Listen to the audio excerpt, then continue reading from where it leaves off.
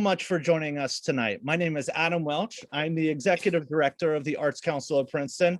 I'm so thrilled to have you with us for the third Princeton Pecha. This is such a great opportunity for us to be able to reach out beyond the pandemic to a large audience of people just waiting to see and hear from artists from around our community. And I'm thrilled to present to you tonight an excellent lineup that was curated by a guest curator. But before we begin, before I start that, just a couple of Zoom etiquette suggestions. As I had mentioned, when you are joining us this evening, please make sure you stay muted at all times. The mute feature is right down there at the bottom of your screen if you're new to Zoom, but I'm venturing to guess most of you are not new to Zoom.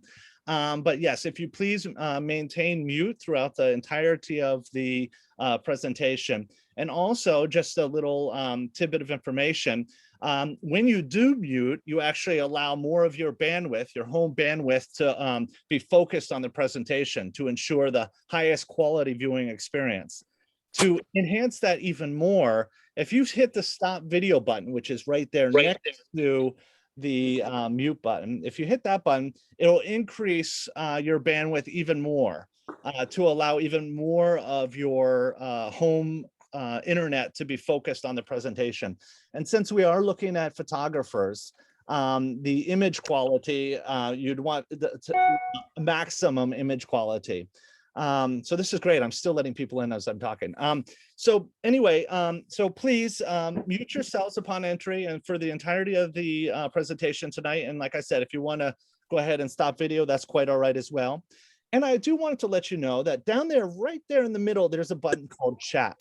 Now, if you like, while we're going through this presentation this evening, you can hit the chat and type in any questions that you might have as you have them. I know sometimes it's hard for, to maintain a question for the entirety of the presentation tonight. So if you want to hit them as you go, that would be great. That way, when we come to the question and answer portion of this at the end, we'll have your questions all cataloged there so that we can go back and read those off. So don't worry if you have a question, just type it into the chat. Also, I wanted to let you know that tonight's performance broadcast is being recorded, and that recording will be available on the Arts Council of Princeton's YouTube channel. So anybody that's here tonight and that's registered, we have your email and we'll send out that email with the link. So anyway, without further ado, please remember to keep yourself muted during the presentation, and any questions you have, hit the chat. But thank you again. My name is Adam Welch. I'm the Executive Director here at the Arts Council of Princeton. I'm so thrilled to welcome you to the third Princeton Pecha. And we have a lovely guest curator today who's not very familiar, I should say, very familiar with the Arts Council of Princeton, curated several exhibitions for us, and recently taught a great class on contemporary art history and contemporary art practices. And Madelaine has curated this great group of photographers, and I'm going to pass it over to her and let her take us away. Thank you so much. Thank you, Adam, and thank you, Ryan. I really am happy to join the Pecha team. This is a wonderful opportunity for the council to support artists. I'm really happy about that. When I was invited to curate, I decided to show photographers and wanted to show the variety of directions that photography can take. So I selected 6 photographers whose work I admire. I mean, the photographs are awesome. I can't wait for them to start showing it to you. And I'm going to make a very short introduction to get going for each of these artists. The first one is Mary Leck. She is a scientist who began using photographs in her research as a botanist. She can tell you more about that, but she realized that they were also beautiful photographs as art, and she started showing them in art exhibitions and was able to share her love of nature through these intimate, close-up, wonderful photographs of nature. Habiyb is a street photographer. His images of individuals he sees observed in the public spaces are filled with the compassion and insight and excellent timing in terms of taking the photographs. of these individuals. And his deep interest in them is communicated through his images. Brass Rabbit has been an advocate for hidden and voiceless populations that are under the radar of mainstream society. And it is her political commitment that is the foundation for the photographs she makes, the montages she makes, and also the documentary photographs that she takes. Alan Chimacoff's practice as an architect informs his wonderful compositions. And then now, as a photographer, he is making abstract photographs from the built environment. C.a Shofed is I could say a landscape photographer, but he pushes his color, and the color is maximized, it's saturated fully, and it seems to me that color becomes the subject of his photographs. And Eileen Hohmuth-Lemonick, who we know as a documentary photographer, has recently turned a corner and is using scanners with her cameras to capture images that show the passage of time, the distress and loss of the passage of time. And yet she does make these photographs beautiful. These photographers have gained a lot of recognition, and of course they have a lot of work that I encourage all of you to take a look at online later and through social media. But I'd like to have them start showing their work now. So Adam, let's start with Mary.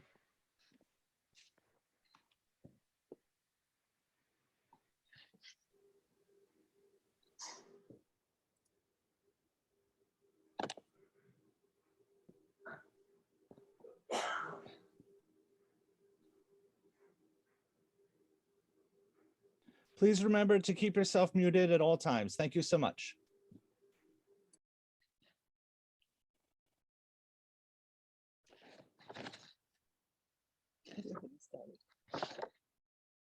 Thanks, Adam and Madeleine, and hello, everyone. The first group of photos relates to trees, and they're inspired by the bark of an American sycamore from the marsh. I have been, the focus of my conservation efforts has been a local wetland known as the Abbott Marshlands, and it has significant biodiversity, 13,000 years of cultural history, and a wonderful place for photography, including these American sycamores. And as the tree grows, the bark must accommodate for increase in circumference and diameter. And you can see some peeling of the bark here.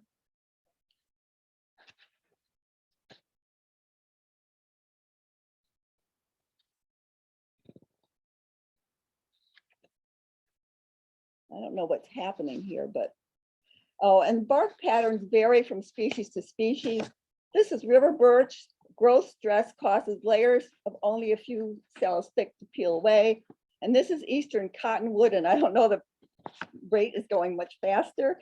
Anyway, cottonwood has furrows that increase with depth with time. And the third, next, actually it's the fourth one, is silver bell, which has intersecting ridges. And all trees have living cells at the base of the bark and in the outer wood. And these cells require oxygen and need to get rid of carbon dioxide. An exchange of these gases is accomplished by pores called lenticels, and they are conspicuous in some trees like cherry.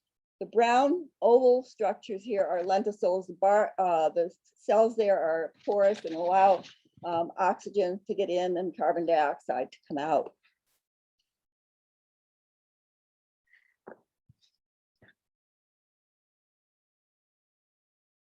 This is American chestnut. There was a massive die-off of chestnuts in the early 1900s due to an introduced fungal disease. We do find occasional root sprouts like this one in the marsh. Our forests now face other threats, including emerald ash borer, spotted lanternfly, and climate change. And fungi, such as this bleeding tooth fungus, are necessary for a healthy forest. Fungal strands in the soil form symbiotic connections with roots that are called mycorrhizae. The tree partner provides sugars, the fungus provides other nutrients such as phosphorus, as well as water. And this is lion's mane, also mycorrhizal, and it provides a passage of nutrients. But one other thing about mycorrhizae is that they allow for communication between trees in an entire forest. So there are connections that are really amazing to even contemplate. The second group of pictures are of ice. And the first two are from the edges of a stream. When water freezes quickly, air bubbles are trapped and the bubbles cause the ice to appear white. If water freezes slowly, the bubbles dissipate and the ice is clear. And this is another image from along a stream. Sometimes it's just really remarkable in the patterns that form.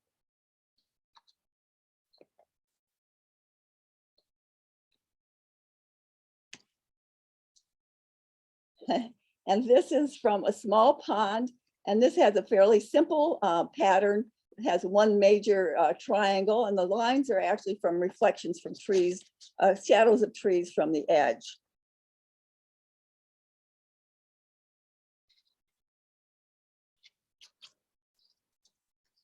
And this is a pool of melted snow water. The ice formed at night when it was colder. It was a fairly mild February. And there was some melting during the day, and that's all. You can see that all here in this photo. The blue color shows the internal arrangement of ice crystals in a thin layer of ice. And this was an amazing thing to me to find this because it helped me figure out some of the patterns, light patterns I've been finding on the bottom of the little puddles. They're all intercepted by the ice. And this reminds me to say, slow down and pay attention when you're out. This is an image I call tiny pool. After a rain, a bit of water collected in an oak leaf. And it was really fun to find this and try to photograph it. Ice patterns can be quite complex. And here you can see that it can be both sculptured and geometrical. And I am intrigued by the forms that water takes as it freezes, but I can't explain it all sometimes. And I think a video camera would really be very helpful. The last few pictures are of a set that I call passages. The flowers have passed their prime and the photos are taken on a light box. And some details become more conspicuous, like the veins on this narcissus flower. And in this case, the begonia flowers, the petals have died, but the basal part, the ovary, is really very conspicuous here. And inside, you can actually see where the green is, the developing seeds inside. The last two pictures are of sunflower and clematis. And as I do my photography, I try to highlight details, but I also wonder why and do possible and try to think of explanations for things. Oftentimes that's at home because you spend so much time when you're taking the picture, really focusing on that.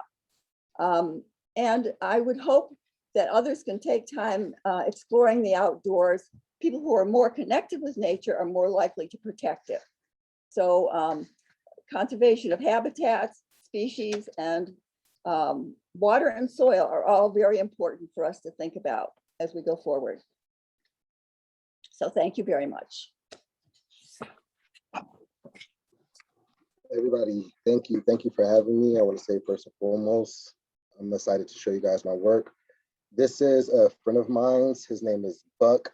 I carry my camera with me everywhere. He's actually a curator at the local saloon, Mill Hill Saloon. He does First Fridays. I'm going to be real short with my words because I want you to actually take in the photos. That's my whole purpose when it comes down to photography. I want my image to resonate with you. This is a photo of an actress in the Lower East Side of Manhattan, taken about a couple years ago, maybe 2 years ago.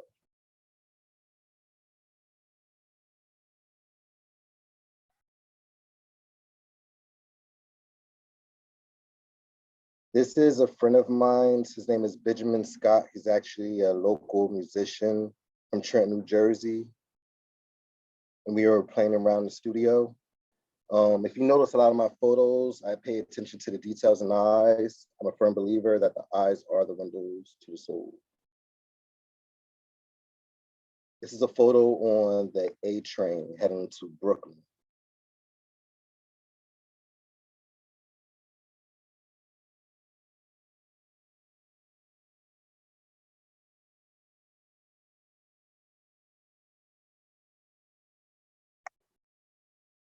Right, this is at a house music festival, maybe I want to say 4 years ago in Trenton, New Jersey, in Mill Hill Park, actually.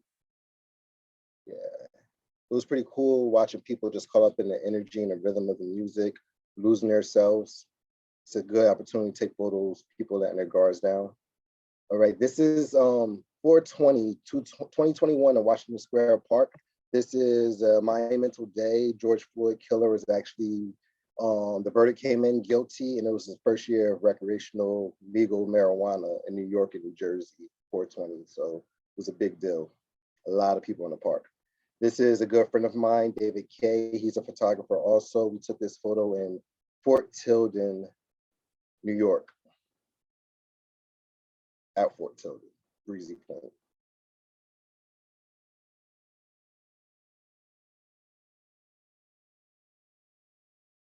All right, this is downtown Trenton, candid photography, classic street photography.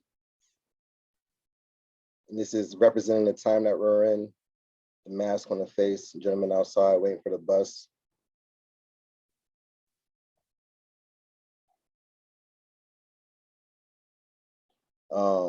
It's Graffiti Pier. I want to say 2 summers ago, Graffiti Pier, I met this gentleman, he's from Detroit, Michigan. I asked to take his portrait, and that's his pose that he took. Stay true.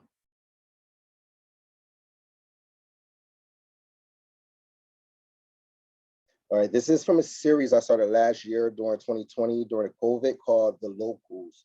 I was going around to different tourist cities, that you would say, and talking to the people, the locals that live in the area. And this was my first stop, Atlantic City. I'm still working on this project as we speak. Great friend, Nikki Nelbaum. She's a musician from the area. I call her, she's down to shoot whenever, wherever. She's so colorful.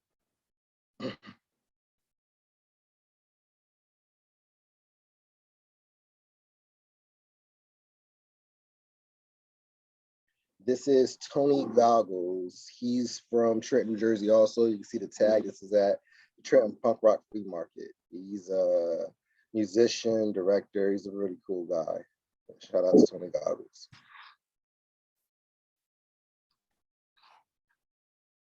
And like I said, most of these photos are candid. I can't keep my camera on me. This is from the series also, The Locals. This is outside of, I think, the Hard Rock Casino, speaking to actual local that lives in Atlantic City. You know, majority of the people that work the boardwalks, concession stands, they're the heart of the area that you're traveling to, Atlantic City per se. All right. This is Abbas. He's also a local Trenton photographer. It was an abandoned building. It was a building halfway, the structure is halfway standing. We went inside, just took a couple photos. The definite photo though. This local gentleman, downtown Trenton. Looks like he's down on his luck.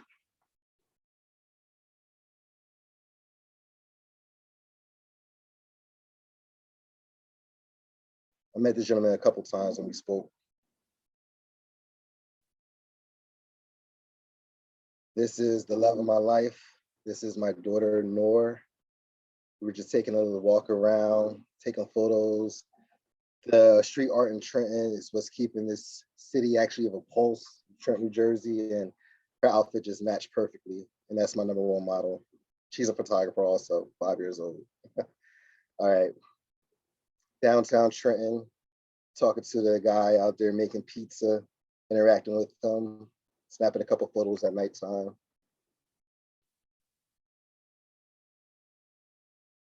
The hustle and bustle of this little city here I live in.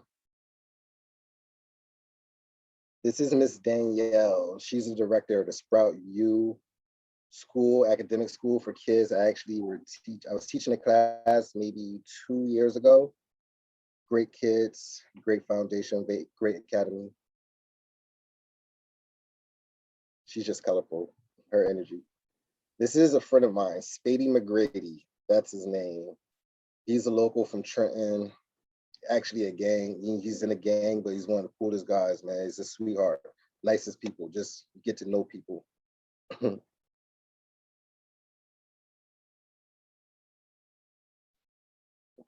This is I think Philadelphia, actually. The people that work at restaurants, they're all in the alleyways smoking. I asked to take the guy photo. He was pretty cool with it, you know, get in and get out. But it's asking too many more questions or say no. He's a good sport. And I want to thank everybody also. Again, I think this is my last photo. Hi guys, my name is Brass Rabbit. I'm the other person here who will be saying Trenton a lot, so welcome. So I took this picture in 2016 on the YWCA building, which I was illegally on top of. I really don't like this image, but I, over time, have learned to like it more as the skyline is actually changing, which when I took it, I never thought about. So this is a piece that's a part of a series that I have on deities of childhood and of the reckoning and experience of learning about childhood. This one is called the deity of mischief and missed it. This one I definitely know the name of. This is titled Adivinidade de Saudade, which means the deity of missing something that you never had. This is a creature that lives in between the shadows of the leaves. You're going to see a lot of iconography moving forward. You know, they exist in the shadow of light poles, so on and so forth. This girl's name changes every time that I show her. But this piece has a lot of meaning behind it. Some of it is the feeling of safety and comfort of things and objects, that idea of images and things that remind you of home and of sanctuary. This is protest number 2 from the George Floyd Black Lives Matter protests. We got the coronavirus COVID map that some screenshots of some really horrible videos are outlined over. The glass is a window from the PNC Bank on East State Street that I took with my camera phone. This is protest number 2. This is from the first version of the protest at the top of 2020. Just some words to throw out there because I can't explain all of this. We got like homes, we got Christianity, we got the don't tread on me snake, we got torches, we've got guns, some more American flags, iconography.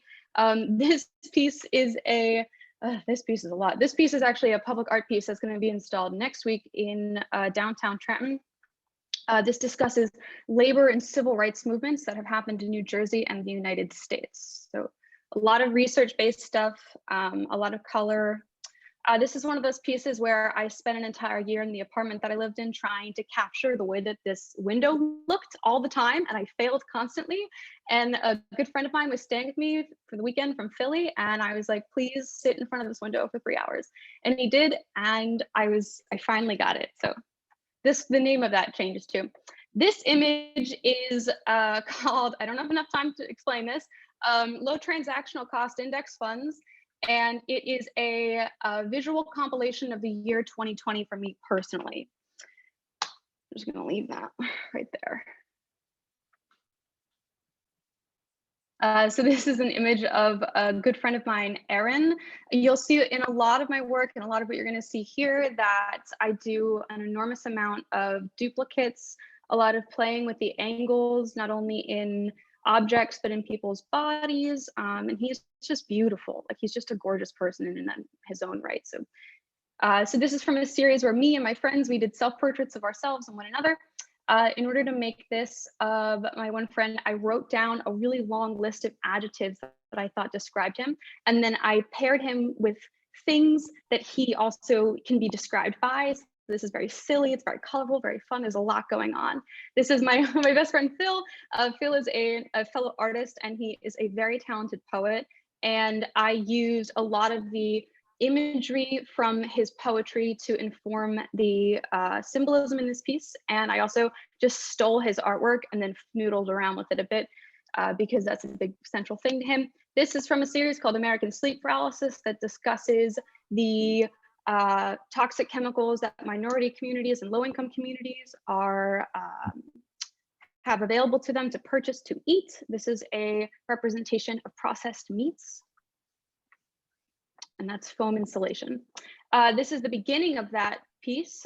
This was the inspiration for the whole project. The building I lived in at the time with the hard to capture windows had really high lead in the water, and it made me really, really angry. So of course I made this very aggressive photo, as you can tell, you know, befitting of anger. This piece is a lot, there's a lot to describe. We've got a lot of color going on here. We've got tons of different symbolism. This is additionally, it could live on its own, but it is part of American Sleep Paralysis. And the only thing I have time to really say is the people in the balloon store were so confused when I walked in with that bag of Wonder Bread, and they were really happy to help me out. This is a classic night out. This is from a house party in a building that had like no heat and like no real lighting. And these two women were just so beautiful, and they were having such a good time, and it didn't matter, and everybody had their jackets on. And good example of some more documentary stuff, which I think we're about to get into. This is a memorial. This happens to me a lot, actually. I took a photo of the artist who is depicted here named Badass Prose, and he passed away, I believe, 2 years ago. And then this artist memorialized him in the same place where I originally took that photo the year prior. And I saw it, and I had to capture the photo. Oh, this is an image of my friend Owen. Again, you got that high contrast. It's very, very sharp.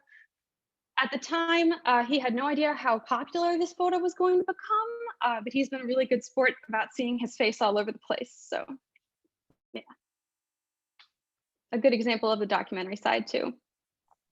Okay, this is the cipher in dance culture, in battle dance culture. People will meet up and they'll practice and practice and practice. And this is what's happening, as you can see here. They were in the middle of a street and they did that for hours. This is my final piece. It's titled Pandemic. I made this in response to the working from home. These are all of my to-do lists from 2 months, I believe. And you can actually zoom in and see that the sketch of this image is right above my head. Got my cats in there. I'm primarily interested in visual phenomena, composition, space, abstraction. I'm really interested in the amazing things that people have made, objects and artifacts, and cities. I think our greatest human accomplishment are cities. This is the first of us, the first series, which come from a group called Collage City, which is a homage title taken from a book that was written by friends of mine. And they are a series of almost, in some cases, street-like assemblages of photographs. These photographs are from Trenton. The first group was from New York. They involve definite space and indefinite space, detail objects where the compositions side to side to side are related to one another and not. Some of them are just purely idiosyncratic arrangements. This is another amazing sort of a streetscape. I'm fascinated by the effects of weather and decay and neglect and maintenance upon materials and so forth. So this could be a city street.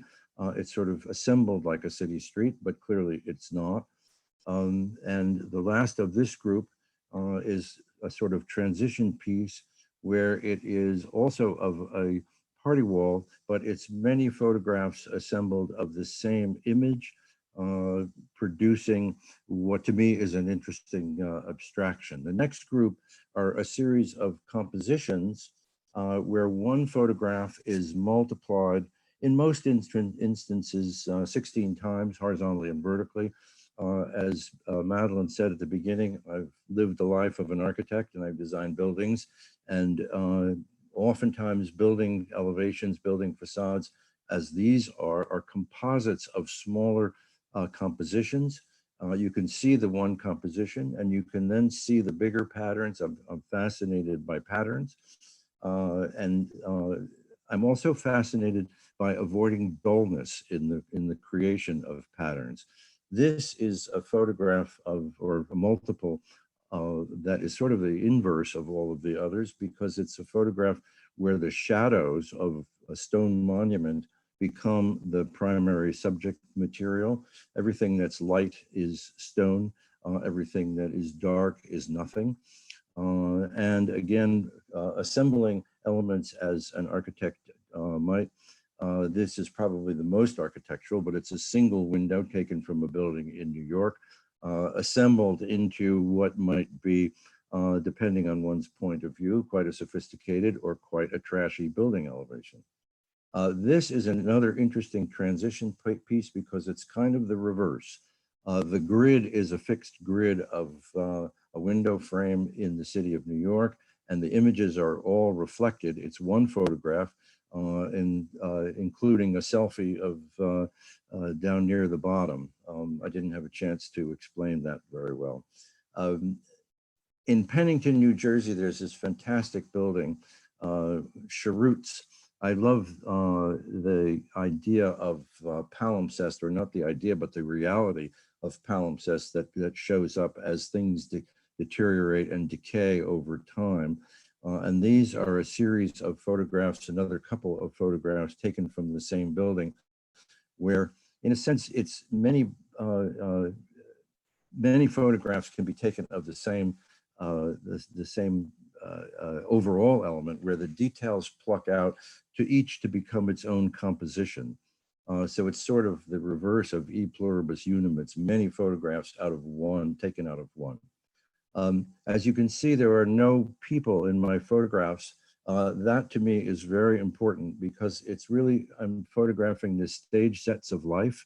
The background of these photographs become foreground. Some of Habiyb's backgrounds I would be happy to play with as foreground images.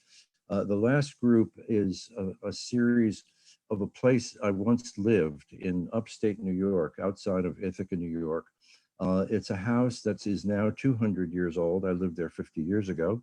And it's a sad tale of an interesting and sad life. The last occupant was a woman who was a friend who lived there and let this place decay around her as she lived there. These pictures are not pictures. This is not the abandoned kitchen. This is the kitchen this woman lived in and worked in until a year ago when she passed away.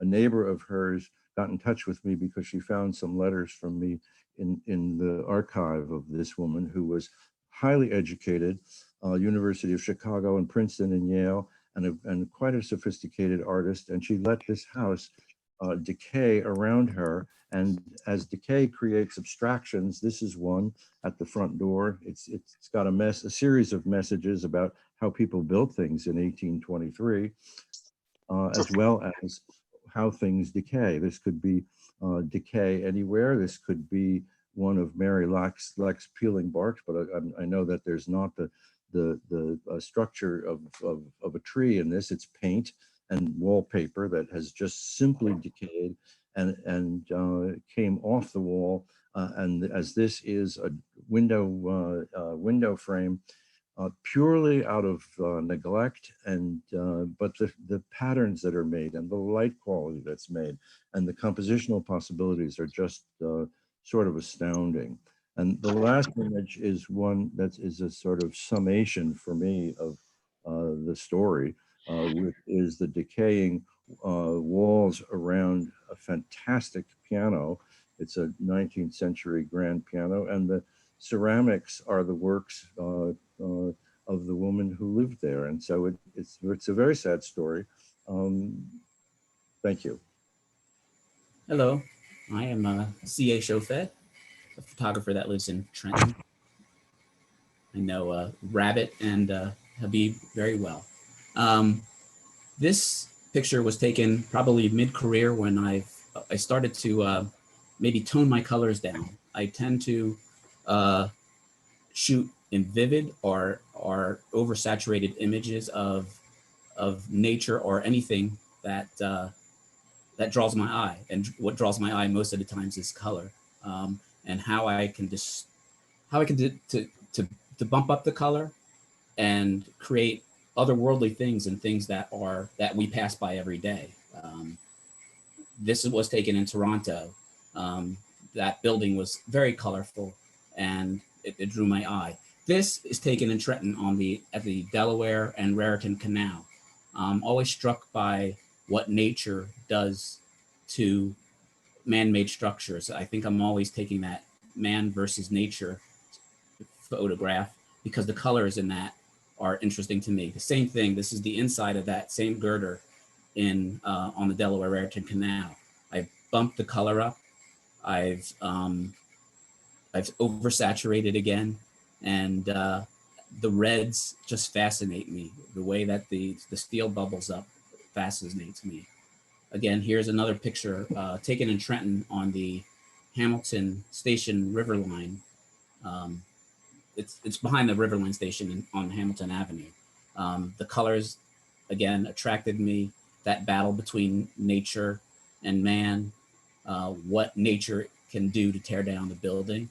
And this is a prime example of me using oversaturated color at night, this is actually outside my front door, just creating another world within something that I live in. There's part of a thing that I like to capture is escapism in the normal. This is another iconic building in Trenton on Hamilton Avenue 129. Again, this is controlled nature taking over a house and a yard. This piece is called The Color of Hamilton Avenue. This is a piece a picture that I took on the way through to Toronto on my motorcycle. I just love, again, how the man-made structures almost look like they're rusting in place, and nature is enveloping them. There's the illusion of that. My color palette always seems to be rust, and taking that against the drama of the sky to push that color out to us.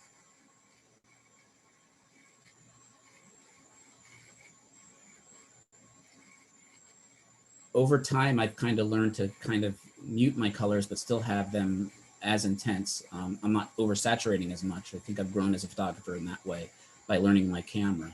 This piece, again, it kind of has my color palette in it, but there's a peacefulness to it rather than the frenetics of something like this, where the color again is pushed. There's the drama of the sky. There's the old building. There's that red again, almost rust, kind of drawing my eye.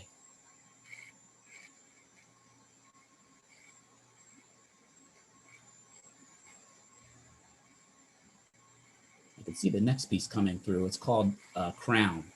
One of my favorite, or somebody that I really like to emulate is, believe it or not, Turner. There's a piece called Burning Houses of Parliament. And I think I'm always trying to capture the feeling of that painting. This piece is on 7th Avenue in New York. I've begun to push my photography as doing reflections, trying to be a little bit more abstract in my work, but again, leading with color.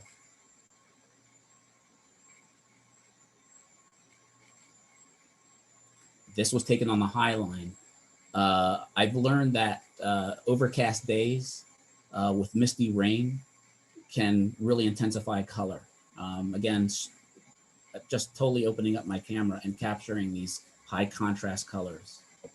It looks like you're in a different world again, but it's simply New York, the High Line. Same thing here, another reflectionism piece, just water dripping down, creating different images, different patterns, making the color intense.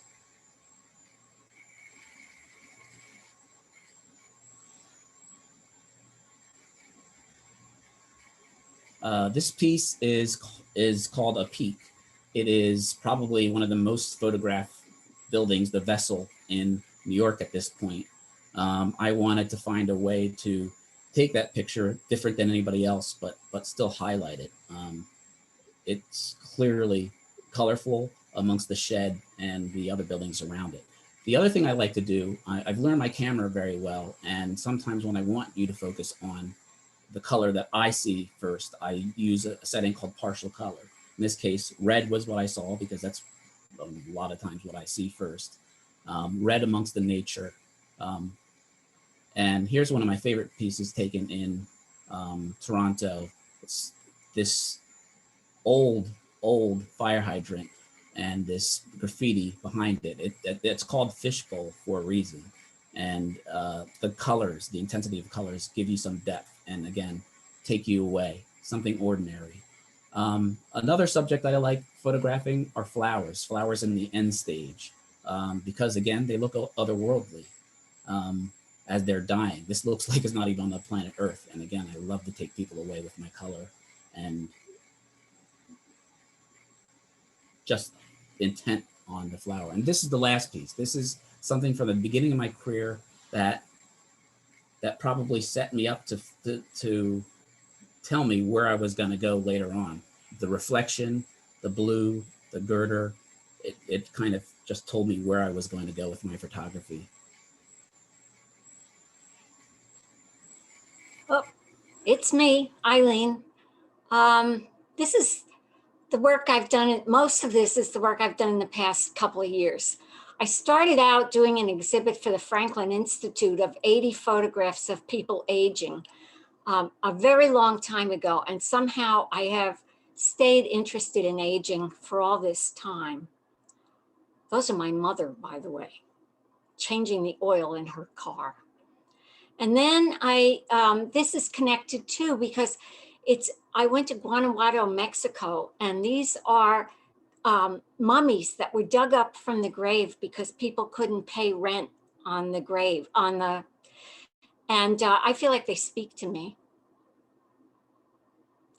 And then this is now new stuff. I was a photojournalist for a very long time, and then I just got too old and I fractured my pelvis, and people sent me flowers in the hospital and in the rehab, and I had my husband bring them all home.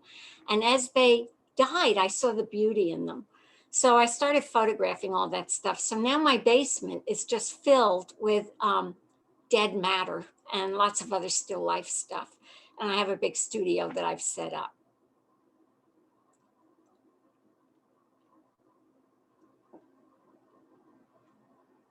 And then I started for the first time, thanks to Madelaine, who told me about this, I started using a scanner as a camera. And so this is some dead matter that I love to photograph, and then feathers from a friend of mine who is interested in birds. And the scanner is a lot of fun, and I've started using it quite a bit.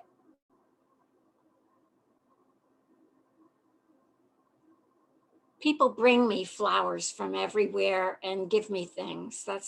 All of this is from a friend. This is sort of a self-portrait. It's just about lots of things in the past and the future, and that's also scanned.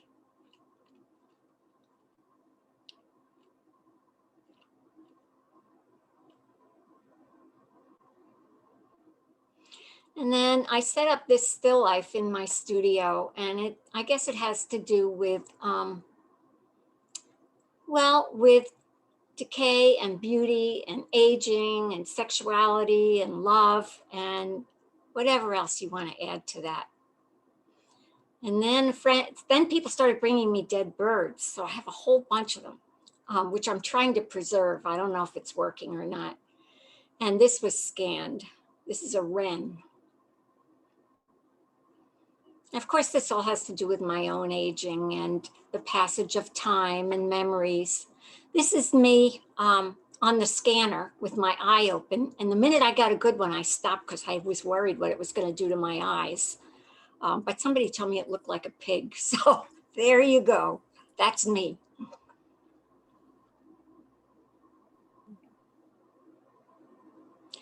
I set up this still life on my studio floor, and the New York Times there is from a year ago, May, when we had just hit 100,000 deaths in the pandemic, and it lists the names of all those people who were in, who died at that time. And then somebody brought me a cardinal, and I ended up making an entire series on the cardinal, many different types of stuff. You can look on Instagram if you want to see more of this stuff. Or I have a website, but the birds, this stuff is too new to even be on my website. This one's just plain weird. I don't know. Madelaine liked it. I just like the vase because it's so weird.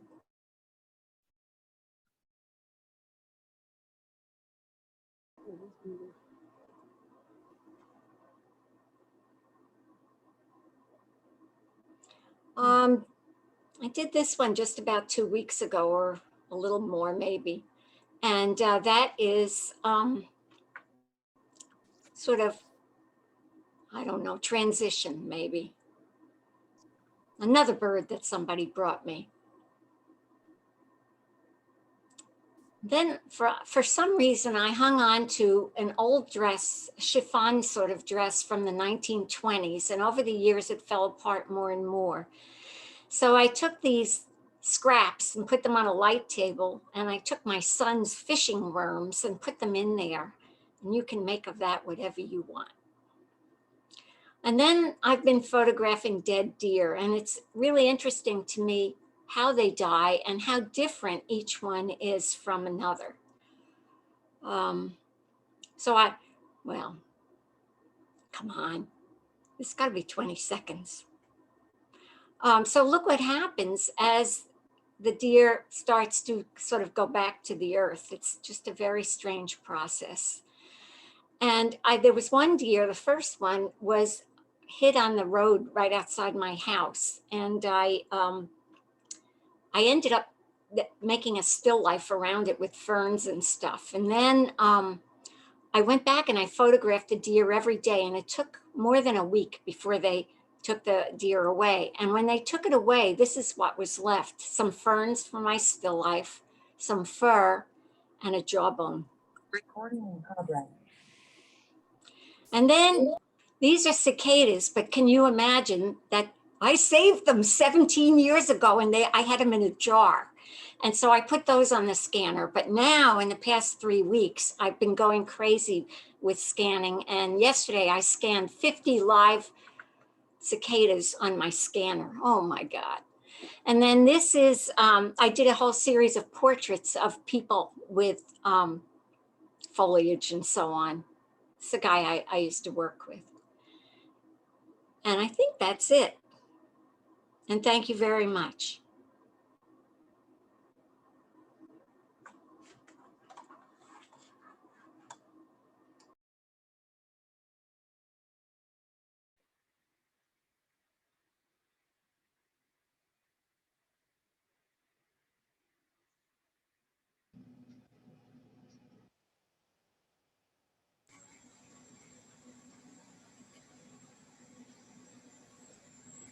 Hello, thank you so much. Thank you so much. Madelaine, take us away. You're on mute.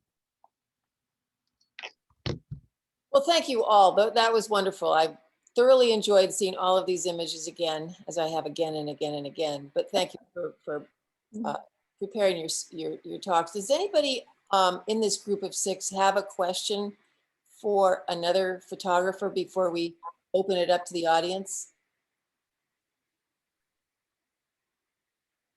I have one. I was wondering with Mary, there's such a spiritual quality to your work, and I'm wondering if you are looking for that when you're shooting, or is it more instinctual? I don't think it's spiritual, really. I think it probably is my coming to it as a botanist and really looking at it that way. But would another botanist take the same kind of pictures? Probably not. Yeah, anyway.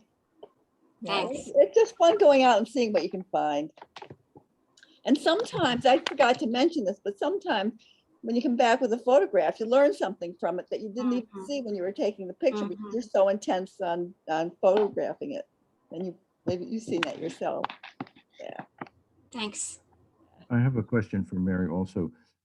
As a scientist, when you take the photographs, do you seek verisimilitude of color, or do you take artistic liberties? Oh, I try to mostly be pretty have what's there. So the pictures of the kinds of bark are pretty much right on. I don't do much manipulation, in part because I don't know how.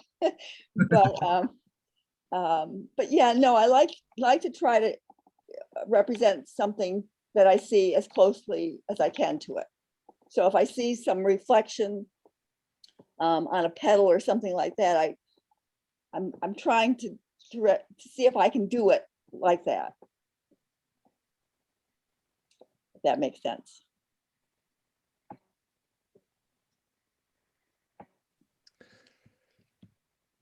Habib, Okay. somebody asked you if you get permission from the people that you take a picture of. And can you tell people how it is that you engage the people that you take the pictures of? Okay. Yes. So I'm gonna say 80% of the time I do get permission with the people, and necessarily I don't go into it with my thoughts on taking photos of the people. I'm honestly just learning their stories, talking to them, and I happen to have my camera with me. Once I get a little bit more comfortable with the person, they get more comfortable with me, I usually ask their permission to take the photo. But then there's also candid photos when I'm just moving along the city, people are passing me, I'm taking photos, and that's the definition of candid. But for me, I feel like it's deeper to actually get a little bit more personal relationship with the person, even if it's just their first name on a first name basis. Another question that came in is to Alan, and it's can you talk a little bit more about the palimpsest image? Well, without the image, it's kind of tricky, but there's just a quality about certain buildings and other things, but buildings significantly, that the weather takes away things arbitrarily, and it takes away some things but not others. And what remains are these spatial results, where when I say spatial, I mean things with implicit space, the way you get in a cubist painting. And it will change over time. You can go back to that same building, the Cheroots building, where they were 3 for 5 cents. For anybody who doesn't know what a cheroot is, it's an old crummy stogie. And when things were 3 for 5 cents, who knows anything that's 3 for 5 cents these days. But if you go back to that same building in another year, it will be different because the weather will act on it, and the spatial qualities, the apparent depths of things will change. And that's one of the things that's so extraordinary. To me, I was interested in C.A.'s fascination with rust as well, because it's one of the most glorious subjects on earth. I've got hundreds, if not thousands, of rusty pictures, and they work the same way.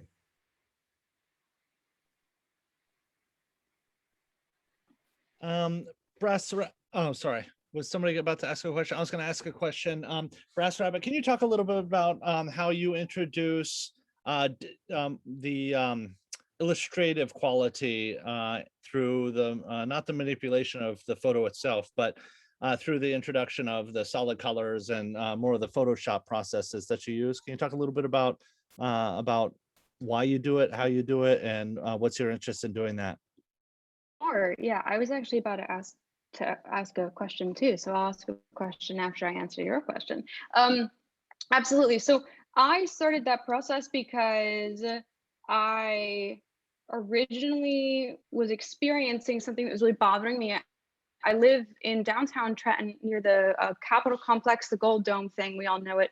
And at the beginning of the pandemic, there were people who were driving around my house beeping their horns like every hour of the day in protest of the shutdown. So I don't know if everybody remembers that time. It was lots of fun for me because I was on very important exhibition planning Zoom calls, and you know, you would hear it, like they would turn around in the parking lot that I live next to, and it was driving me insane. And now it would be really hard for me to make a piece of a person in a car, you know, driving around. Like, it really bothered me, and I wrote a bunch of things about it, and it was annoying me. And then you had all these protests of these people who were going up to the you know, the downtowns in their local areas, and they have firearms and so on and so forth. So I wanted to express myself, but I didn't want to use someone else's photography because I think that that's a moral issue with photographers, with artists in general, right? I should be able to go somewhere and take my own pictures and express myself through my own lens and not borrow the work of another person. So what I started doing, because I had this thing in my head that I wanted to get out, I had imagery, you know, I had beeping constantly, it wouldn't stop. So I threw some images in Photoshop that were really, you know, just stuck with me of these protests with the second piece that we saw with the snakes and the gold, right, and the machine guns. And I started drawing outlines of those individuals with really warm, kind of uncomfortable colors, sort of. And then it kind of just went on from there. And that's a style that I sort of dug out of the ground out of that agitation. So that's kind of the background of that. I wanted to create something, but I couldn't go to Wisconsin to take pictures of people doing that. So I kind of added that digital aspect there. Did I answer that question? Yes, and to follow up on your work a little bit, the figures in a number of your photographs appear to have halos, and I know you spoke a little bit about the deity quality, which have been used in lots of art, such as Roman, Hindu, Tibetan, Byzantine. Why did you choose to add the halos?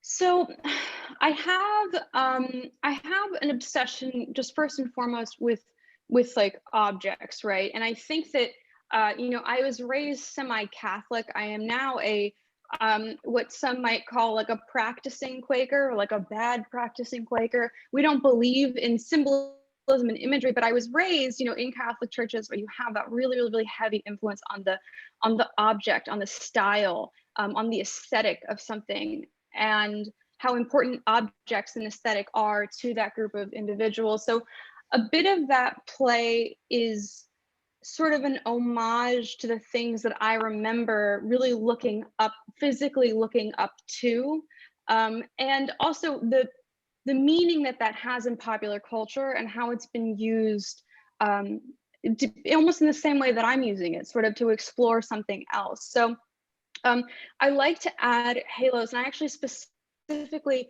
use halos, and I use gold tints that are from Byzantine art. If you look at some of the pieces that we just discussed, some of the backgrounds are physical, like they're cutouts of Bibles, of you know, tapestries, so on and so forth, that are in museums and things like that. So I definitely am playing to some of the aesthetic, like the religious, I guess, an homage to that religious nature. And again, when we discuss deities, I mean, the concept of religion is interwoven in that idea too. So yeah, that was a really good question. Thank you for that. To that? Because I was interested in the same subject, and my question said, including halos around the heads of the guys with the guns and so what does that mean? Oh, I love it. I'm so happy you asked me about that. Pecha is not really a format for me. I'm a long paragraph talker. So the concept of the halos, I wanted to add one of the halos under the right figure is actually a halo that's from the back of a Byzantine Bible that is framing what is a very scary depiction of the baby Jesus Christ. So that is the guy on the right-hand side. The guy on the left-hand side has a American flag as a halo, and I believe that inside of that there is a crosshairs, like in, you know, with a rifle. So the concept behind that and the imagery behind that is pretty straightforward. You know, a lot of these people, in my, what is probably a very biased opinion, or is a strong opinion for the how those individuals are depicted in that image, that idea of being a religious martyr, of being a martyr for a cause that you so deeply are devoted to, you're so ingrained in, and you've ingratiated yourself within, that, you know, you are almost of godlike status because of your own ideas and how deep down, you know, that methodology, that thought process that a person is, to go to a civic building with a firearm in protest of something. So that's kind of where the idea comes in, with them donning those circles around their heads, if that makes sense.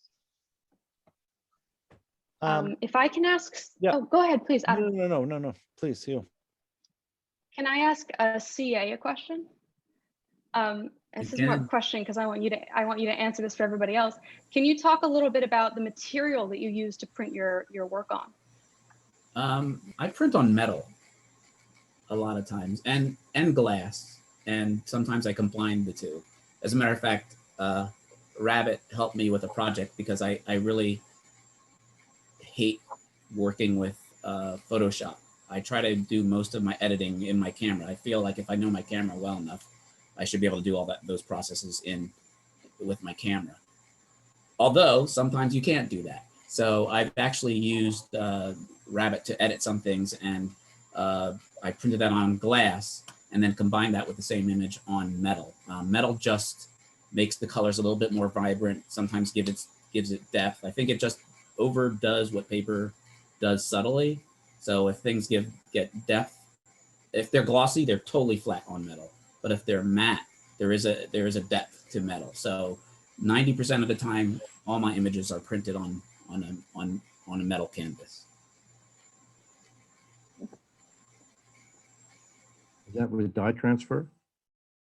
Yes, generally. I mean, I think each printer has a different way of doing it. Sometimes it's almost kind of like almost a heat transfer of ink onto the metal. So it creates a level, and I don't even know if it's like kind of a sheen or it's almost like it's heated and then placed onto the metal itself. So you could actually chip away at that ink on the metal.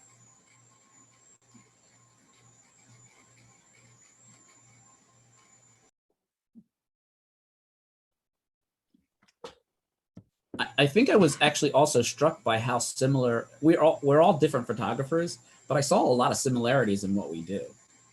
I mean, I think that Mary, your stuff is abstract as well as real, you know, and I think that Alan's stuff is abstract but real. We can all see the real thing that it is, but it becomes an abstract, and I think we all kind of do that in a way. That's Even interesting. Habiib's backgrounds, there's an abstract to this because his subjects are coming to the forefront.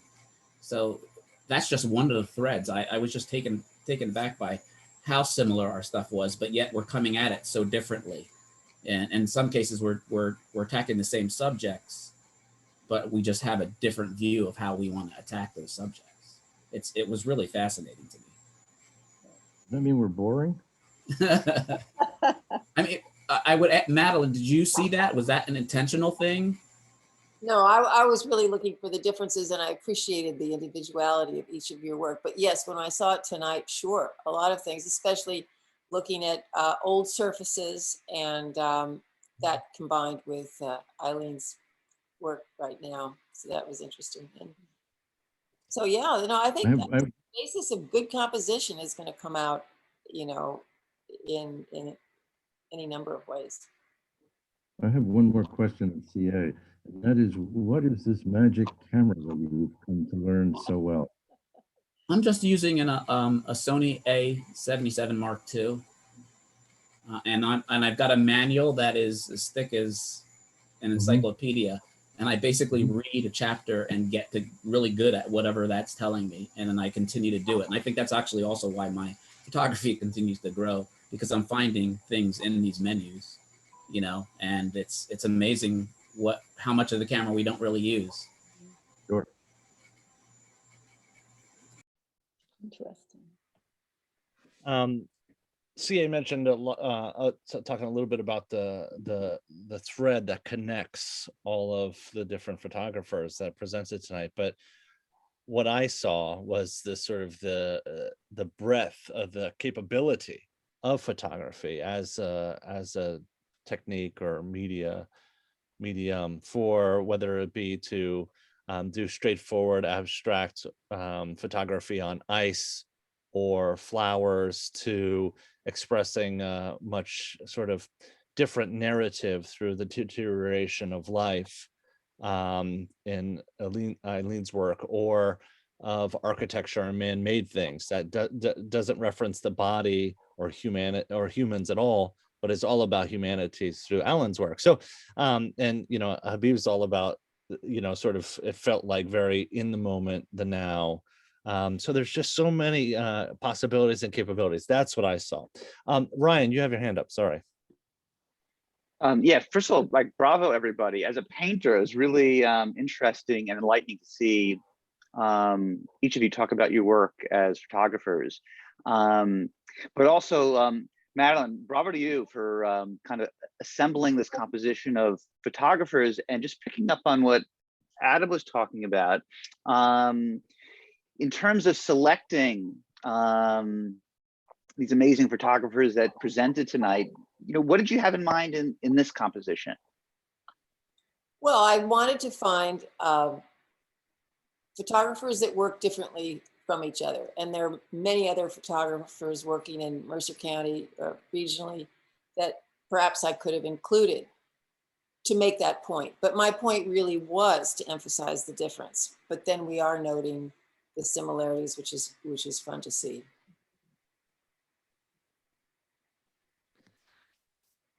If you have any other questions, please feel free to pop them in the chat amongst the artists. Or Madelaine, did you have any questions, or any more questions you'd like to ask each other?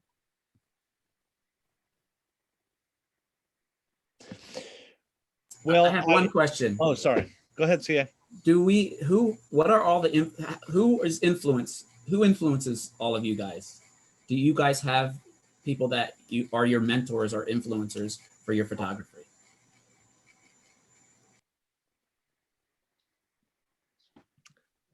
Well, we'll start with Alan.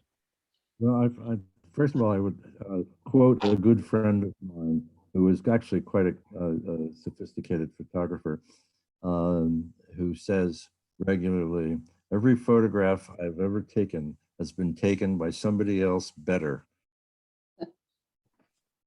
And to a certain extent, I think that's true. My real interests are actually people like Aaron Siskind, and to a slightly lesser degree, Harry Callahan, more abstract of his work, Paul Strand.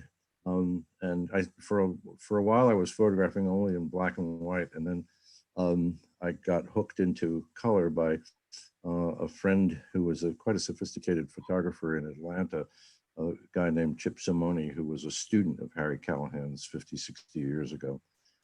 So he's influenced me, and then all of the colorists have been of real interest. But there are unbelievable numbers of photographers around who are fabulous. Mm. To continue in alphabetical order, Brass Rabbit.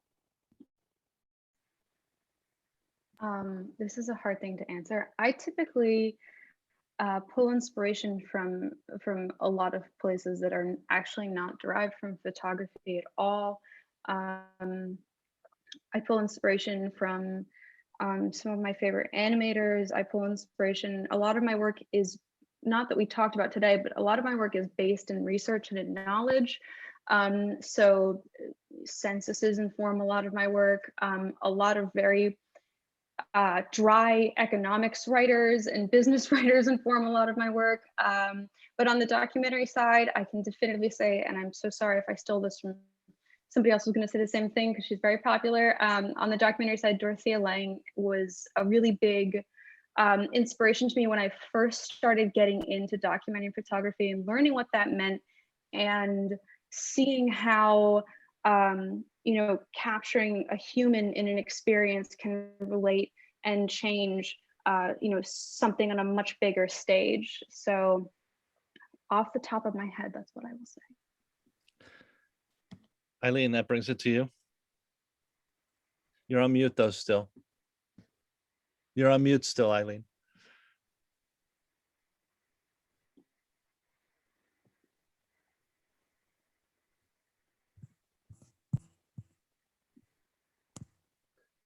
And we'll continue on why Eileen's working for that to Habiyb to answer why Eileen's working on that, on your inspiration or some of your inspirations, I believe.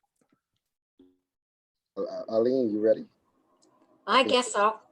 You can pick it back I've up. only been doing this kind of work that I showed you, except for those first 3 in the last 3 years. And I always worked as a photojournalist before. I did a project all over the world on blindness all over the world and things like that. And I had a lot of heroes for that. And now I'm trying to learn about the contemporary still life. And there are a lot of interesting photographers who are doing much cooler stuff than me. But there's one woman who I identified with right away because her name is Kimberly Witham, W-I-T-H-A-M. And she does these amazing still lifes, but she also learned taxidermy. And I was so impressed by that. She's my heroine. Thank you.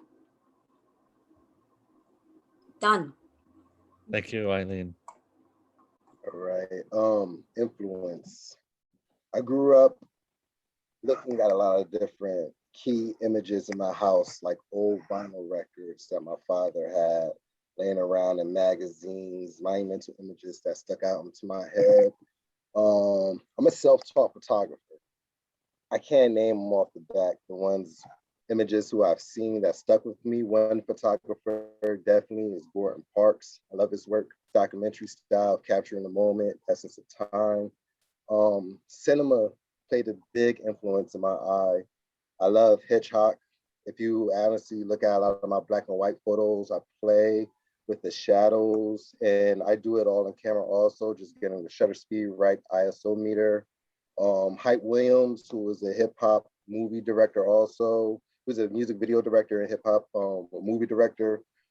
He was huge to me, and I want to say my friends, my personal friends, other street photographers who I know, I can name Christopher, whose name is Dolo from Newark, Phoenix Rose from out of New York. I could go on and on. It's so many different people, and just honestly experience being a street photographer, moving on my feet, traveling and experience. The energy I felt in the streets, the smell, all of my senses when I'm out in the field, that influenced me, and also dealing with how I shoot, post-production, and everything involved. So the key, I say, experience. Excellent. Mary. Well, I came to really thinking about photography mainly after I retired. So I retired a while ago, so I've been doing it for a while. But I have a small photography group called Agora that has been very supportive, and that's been very helpful as I've taken workshops and that sort of thing. But there are some old photographers, Elliot Porter and Galen Rowell, who come to mind. But probably a really big influence is Georgia O'Keeffe. I really like her work a lot. And I have one picture of a petunia that reminds me of a picture of her petunia, and I'm so delighted with it. But yeah, so and the botanical illustrators, I mean, people who can really get the details and show what the personality of the plant is or whatever, I really admire. And I think it's appropriate to throw it back at C.A himself. Actually, I'm influenced by painters. I mentioned Turner, Horace Pippin, Maurice Brazil, Prendergrass, Georgia O'Keeffe. Funny that you say that, Mary. I like that she was influenced by photographers. So she had a posse that basically were That's photographers. interesting, yes. And names photographers as influences. So I think also the community I live in is just, we throw a stone and we hit an artist in Trenton. And so I do a lot of collaborations selfishly to learn from them. But it's mostly painters and gosh, just anybody does anything here. And the photographers in the street. Habiyb, Brass Rabbit is Andrew Wilkinson. I know he's here somewhere. Is an amazing influence as well. So I think I learned from my community, but more broadly, it is painters because of the colors that influence me. Well, let me, am I on mute? No. Let We me can add hear you. Okay, so I want to add one thing. When I was thinking about this initially, I realized that technology has so exponentially grown and everybody can have access to image making, photographically speaking, in lots of different ways. And accidentally, everyone can produce a wonderful photograph. But what I wanted to see was how somebody put together with intention and heart and experience a voice that was consistent throughout a body of work. And what did that look like? And how could one be unique from another? So I guess I just wanted to point that out. And after teaching photography for so long and making my own photographs, I was really curious to step in and see who was making that kind of a body of work.